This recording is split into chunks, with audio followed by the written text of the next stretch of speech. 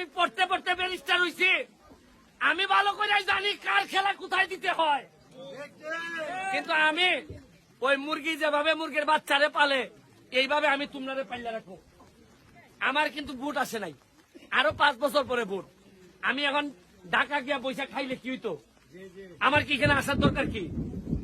আমি আগামী 5 বছর পরে আইয়া কইতে হইতো যে দিদি গো ভোট দাও গো দিদি, আমি নৌকা লই আইছি, এই তো তোমরা ভোট দিলাইতা।